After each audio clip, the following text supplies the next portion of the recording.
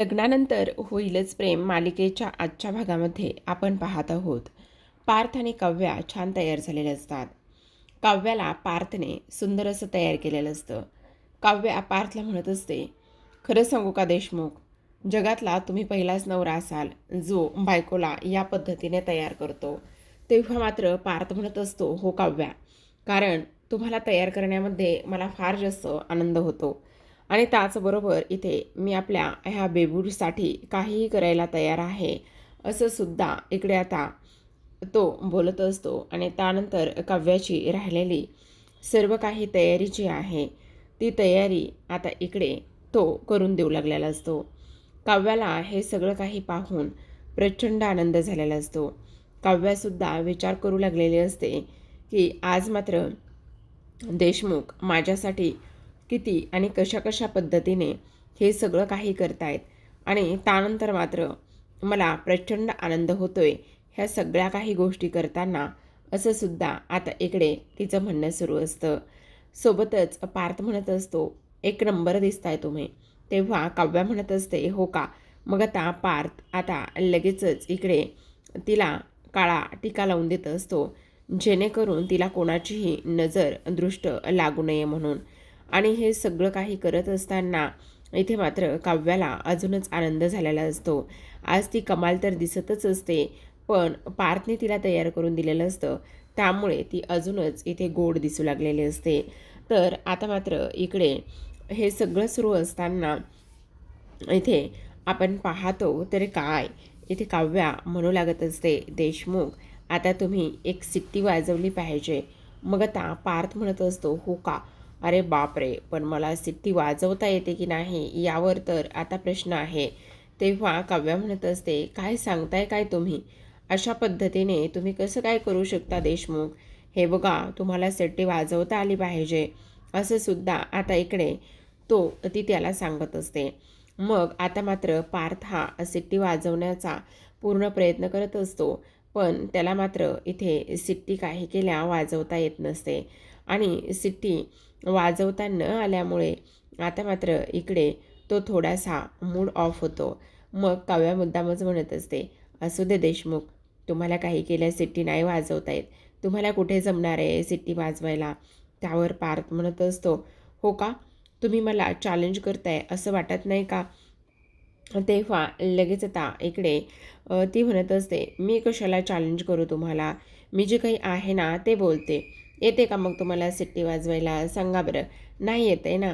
मग आता पार्थ खरं तर सिट्टी वाजवण्याचा पूर्ण प्रयत्न करतो, पण त्याला मात्र काही केल्या सिट्टी वाजवायला जमत नसते.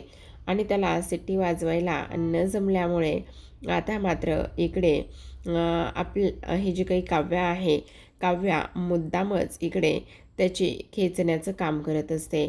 मग आता ती निघून जाते. मग पार्थ आता स्वतःच्या मनाशी म्हणत असतो, काव्या, तुम्हाला माझ्याकडून सिट्टी वाजवून हवी आहे ना, मग बघाच मी आता कशी सिट्टी वाजवायला शिकतो. आणि मी सिट्टी नाही वाजवून दाखवली तर नाव माझंसुद्धा इथे पार्थ देशमुख नाही, समजलं. मी सुद्धा कोण आहे, मी सुद्धा पार्थ आहे, ही गोष्ट तुम्ही लक्षात ठेवा, ध्यानात ठेवा, असं सुद्धा आता इथे तो बोलू लागलेला असतो. दुसरीकडे आपण पाहतो, रम्या आणि वसू ह्या दोघीजणी आता गेटवर असतात. मग आता वसू म्हणत असते, रम्या, मुळात मला एक गोष्ट सांग, त्या काव्याचं डोहाळे जेवण आहे. मग त्या काव्याचं डोहाळे जेवण असल्याकारणाने आपण दोघीजणीसुद्धा इथे तिच्या येणाऱ्या पाहुण्यांचं स्वागत का बरं करतोय, ह्या सगळ्या गोष्टींशी आपला काय बरं संबंध आहे, असं सुद्धा इथे आता ती बोलत असते. मग तेवढ्यातच रम्या म्हणत असते, अगं आई, तू वेडी आहेस का, तुझ्या गोष्टी लक्षात येत आहेत का, इथे ती आर्यासुद्धा येणार आहे ना. मग आर्या आली की तिला आपण बाजूला घेऊ आणि त्यानंतर आपण तिला सगळं काही तिच्याकडून काढून घेऊ, म्हणून आपण इथे थांबलेलो आहोत, ही गोष्ट तुला समजत नाही का, असं आता इकडे ती बोलते. तेवढ्यातच आता इकडे समोरून आर्या येताना दिसत असते. जेव्हा समोरून आर्या येते त्यावेळेला मात्र रम्या आणि त्याचबरोबर वसू ह्या दोघींनासुद्धा इथे आता आनंद झालेला असतो. आणि त्यावर आता इकडे आर्या ही सुंदर अशी साडी नेसून आलेली असते. पण इकडे मात्र ह्या दोघीजणी इथे स्वागताला थांबलेल्या असतात आणि ह्या दोघींनासुद्धा तिच्याशी बोलायचं असतं. पण आर्याने मात्र ह्या दोघींना सुद्धा भाव दिलेला नसतो आणि सरळ सरळ ह्यांच्या नाकावर टिचून ती तिथून निघून गेलेली असते. मग आता मात्र वसू म्हणत असते, बघितलंस, जिच्यासाठी आपण थांबलो होतो तिनं तर आपल्याकडे सदं ढुंकूनसुद्धा बघितलं नाही आहे, आता काय करायचं? असं म्हटल्याबरोबर आता रम्या म्हणत असते, नको काळजी करूस, आता संधी शोधायची आणि संधी शोधूनच तिच्यासोबत बोलायचं, तिच्याकडे लक्ष ठेवायचं. पण बघ ना, तिचा रोग जो आहे ना तो सगळा काही जीवाकडेच आहे. आणि त्याहूनही सगळ्यात महत्त्वाचं म्हणजे ती बघ ना कशी नुसती साडी नेसून आलेली आहे, हिला काय गरज होती आज इथे साडी वगैरे नेसून यायची, बघितलंस ना तू रम्या, असं वसू तिला म्हणत असते. तेव्हा आता रम्या म्हणत असते, आता मात्र काही जरी झालं ना तरी फक्त आणि फक्त हिच्यावरच लक्ष ठेवायचं, आता बघूया ही आणखी काय काय करते आणि काय काय नाही ते. म्हणून त्या तिला फॉलो करत असतात. आता समोर जीवा उभा असतो. जेव्हा जीवाला ही पाहते तेव्हा त्याच्याजवळ जाते आणि लगेचच म्हणत असते, हाय जन्मेजय. तेव्हा जीवा म्हणत असते, हाय. तेव्हा ती म्हणत असते, कशी दिसते मी? तेव्हा तो म्हणत असतो, छान दिसतेस, मी साडी नेसलेली आहे आज, फक्त तुझ्यासाठी मी साडी नेसली, असं मुद्दाम बोलत असते. हो का? अच्छा, अरे वा, छान दिसतेस. पण नंदिनी कुठे आहे? नंदिनी आहे ना तिच्या खोलीमध्ये.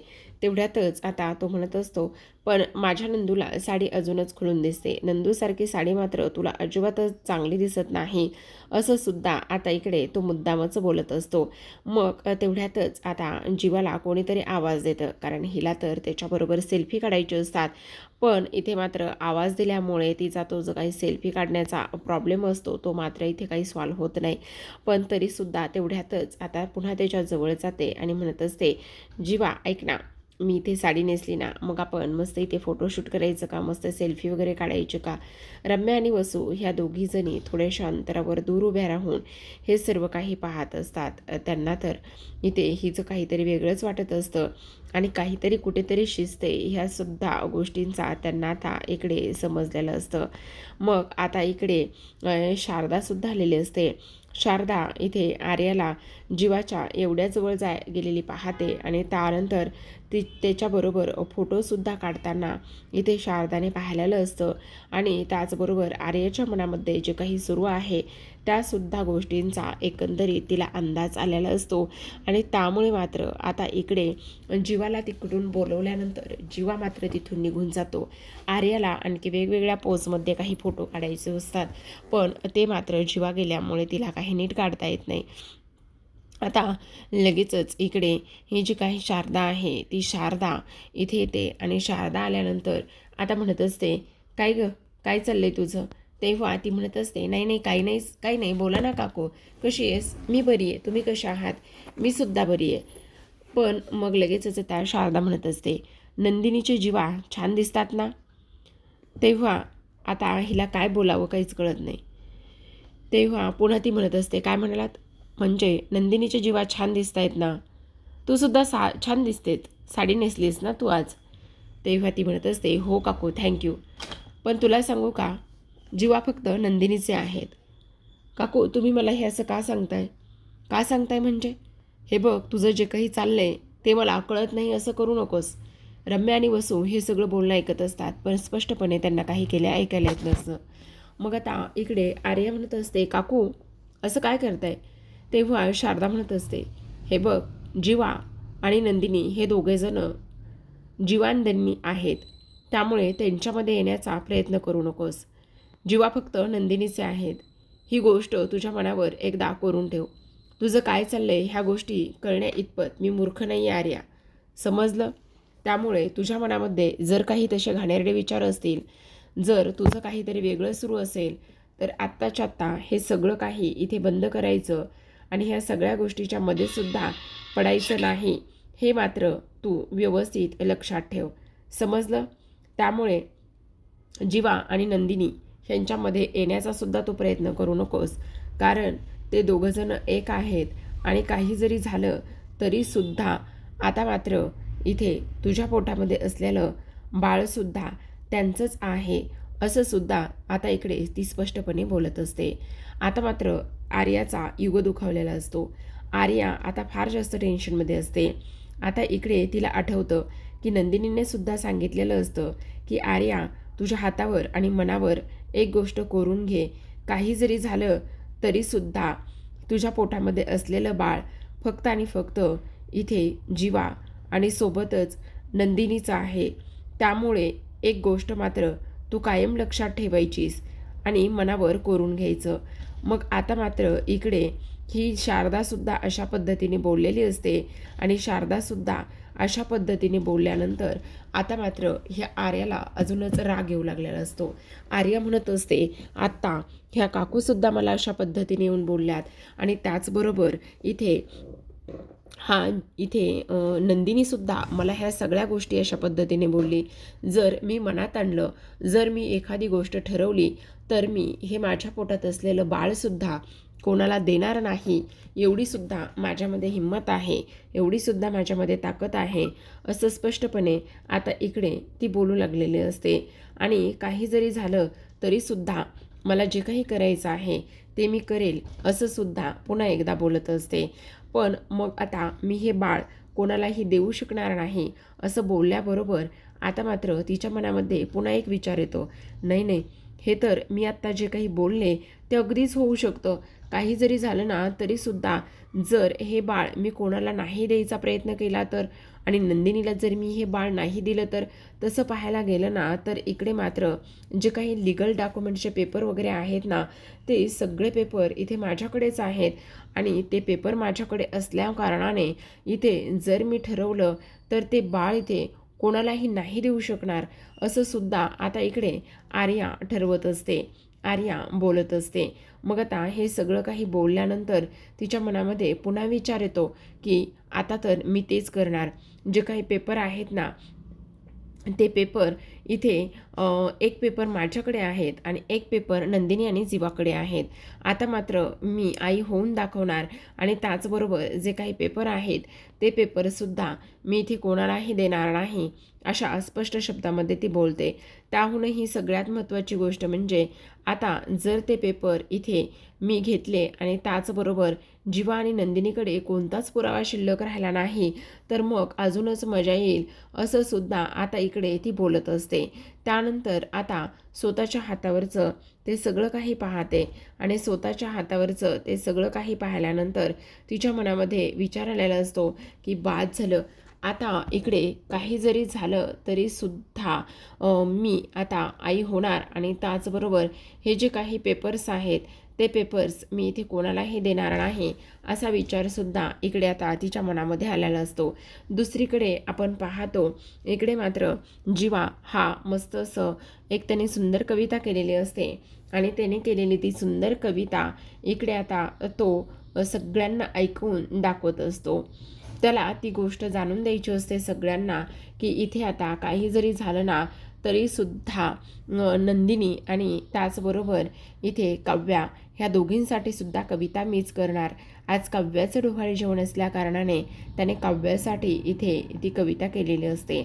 आता मात्र आर्या एका गोष्टीचा विचार करत असते, मी आता ताबडतोब जीवाच्या खोलीमध्ये जाते आणि जीवाच्या खोलीमध्ये गेल्यानंतर काही जरी झालं तरीसुद्धा ती जी काही फाईल आहे, ते जे काही आहे ना ते सगळं इथे त्यांच्याच खोलीमध्ये असेल, याचा आता इकडे ती विचार करत असते आणि ते शोधण्याचा ती प्रयत्नसुद्धा करू लागलेली असते.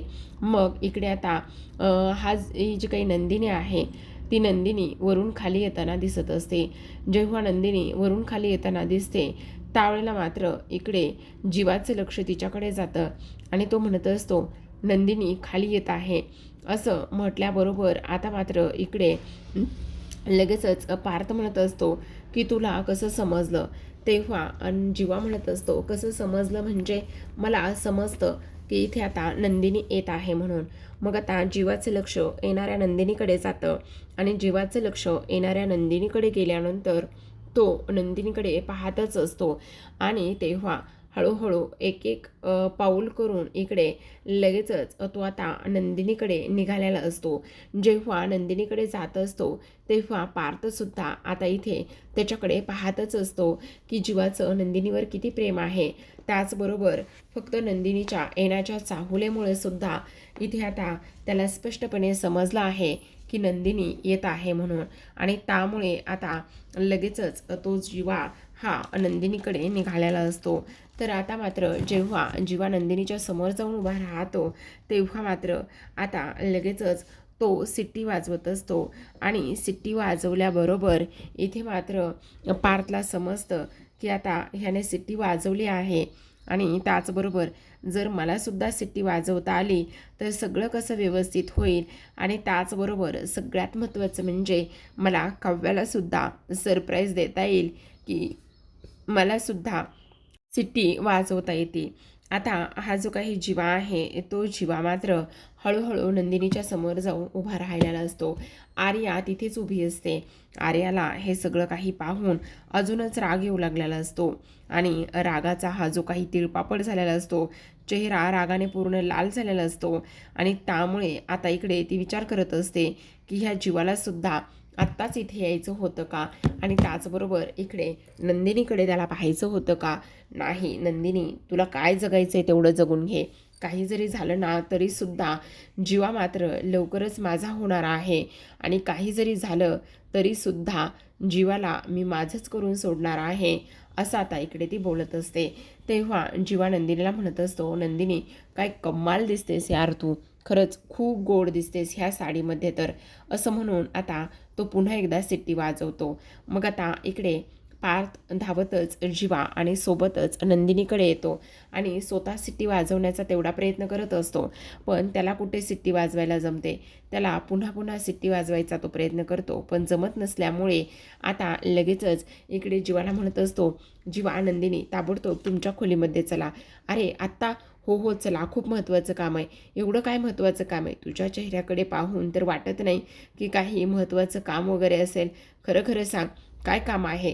असं विचारल्याबरोबर तो म्हणत असतो, तुमच्या खोलीमध्ये गेल्याशिवाय नाही समजणार की काय काम आहे ते. त्यामुळे ताबडतोब तुम्ही दोघीजणं तुमच्या खोलीमध्ये चला, कारण मॅटर तेवढा सिरियस आहे. असं म्हटल्याबरोबर आता हे तिघेही जण लगेचच खोलीमध्ये निघालेले असतात आणि जेव्हा खोलीमध्ये जातात त्यावेळेला मात्र आर्या खूपच जास्त टेन्शनमध्ये आलेली असते. तेव्हा आर्या म्हणत असते, एवढी छान संधी होती, खरं तर आता ही संधी हातातून जायला नको. काही झालं ना तरी आता हे तिघेजणं जेव्हा खोलीतून बाहेर येतील ना आणि खोलीतून बाहेर आल्याबरोबरच इथे मात्र मी लगेचच इकडे त्यांना त्यांच्या पाठीमागे जाईल किंवा ते बाहेर आल्यानंतर ते जे काही रिपोर्ट्स आहेत ते रिपोर्ट्स मात्र मी ताबडतोब इथे नष्ट करेल किंवा ते रिपोर्ट्स जे आहेत ते घेऊन येईल असा आर्या विचार करते. वसू आणि त्याचबरोबर रम्या ह्या दोघीजणी पाहतच असतात की हिचं नेमकं काय चाललेलं आहे आणि त्याचबरोबर काही जरी झालं तरीसुद्धा इथे हिला आपण हिचा पाठलाग केला पाहिजे आणि हिच्या मनात नेमकं काय सुरू आहे हे सगळं शोधून काढलं पाहिजे असं सुद्धा आता इकडे ती बोलू लागलेली असते. इकडे मात्र काव्या खोलीमध्ये असते आणि काव्या खोलीमध्ये असताना आपण पाहतो की इथे ती म्हणत असते, बेबो बेबो तुझ्या गोष्टी लक्षात येत आहेत का की काय झालेलं आहे. हे बघ बेबो, सगळ्यात महत्त्वाचं म्हणजे की आता ना इथे काही जरी झालं ना तरीसुद्धा तुझ्या बाबांनी इथे मला खूपच छान असं तयार केलेलं आहे. कारण बाबाने एवढं छान असं तयार केलं आहे आणि छान असं तयार केल्यानंतर आता मात्र इकडे बाबाचं आपल्यावर किती प्रेम आहे ही सुद्धा गोष्ट आपल्याला समजते की नाही असं सुद्धा आता इकडे ते बोलत असतात. मग आता हे सर्व काही बोलल्यानंतर इथे बेबू तुला भूक लागली का असं मुद्दामच इकडे ती म्हणत असते आणि बेबूला छोटूशी भूक लागली आहे का असं म्हटल्याबरोबर आता मात्र इकडे ती विचार करत असते, बहुतेक खरंच बेबूला छोटूशी भूक लागली आहे आणि बेबूला छोटूशी भूक लागल्यानंतर वेपर्स खायचे का, चिप्स खायचे का असं इकडे ती बोलत असते आणि असं बोलल्याबरोबर आता तेवढ्या तिथे शारदा आलेली असते. मग शारदा तिथे आल्याबरोबर ती म्हणत असते, हो का बेबूला भूक लागली तर मग इथे आजीनं आणलेले मस्त चकल्या वगैरे बेबूला चालतील का. आजीनं आणलेल्या चकल्या वगैरे बेबूला चालणार असतील तर हे काय मी घेऊन आली आहे चकल्या असं आजी म्हणत असते. आणि हे सगळं काही बोलल्यानंतर लगेचच आता इथे ही जी काही आजी आहे ती काव्यासाठी चकल्या देत असते. मग आता इकडे काव्यासाठी चकल्या दिल्याबरोबर इथे ती म्हणत असते, किती छान आहेत ना चकल्या, बघा बरं झालं आजी, खरं सांगू का तुला, खरंच आम्हाला ना ह्या चकल्याची फार जास्त गरज होती. खरंच सांगते, बरं झालं तू इथे घेऊन आलेली आहेस, असं काव्या म्हणत असते. आणि त्यानंतर काव्या मात्र इथे चकल्या खायला सुरुवात करत असते. तर आता प्रेक्षकांनो, आजच्या भागामध्ये एवढंच. उद्याचा भाग तोच प्रोमो आहे बरं का, कारण इथे आता घराचं गोकुळ होणार आहे. ह्या सगळ्या गोष्टी जीवा आणि नंदिनी बोलतात. त्यानंतर आर्या खोलीत जाते. आर्या खोलीत गेल्यानंतर ते लिगल डॉक्युमेंटचे जे काही पेपर्स आहेत ते सगळे काही ती काढत असते. आणि त्यानंतर मात्र ते पेपर्स काढल्यानंतर आता इकडे ती म्हणत असते, जीवा आणि नंदिनी, इथून पुढे काही जरी झालं तरीसुद्धा तुमच्या आयुष्यामध्ये मी अजिबातच ह्या सगळ्या गोष्टी येऊ देणार नाही. काही जरी झालं ना तरीसुद्धा आता मात्र इकडे हे जे काही बाळ आहे ते फक्त आणि फक्त इथे माझं आहे, असं सुद्धा आता इकडे ती बोलत असते. मग आता हा सर्व काही बोलल्यानंतर इथे ती विचार करत असते की नाही, काही जरी झालं ना तरीसुद्धा आता मात्र इकडे ह्या नंदिनीला मी धडा शिकवणार आणि बाळ मी तिला देणार नाही, असं स्पष्ट शब्दामध्ये ती बोलत असते. तर पाहत रहा लग्नानंतर होईलच प्रेम. भेटूया उद्याच्या भागात. तोपर्यंत धन्यवाद.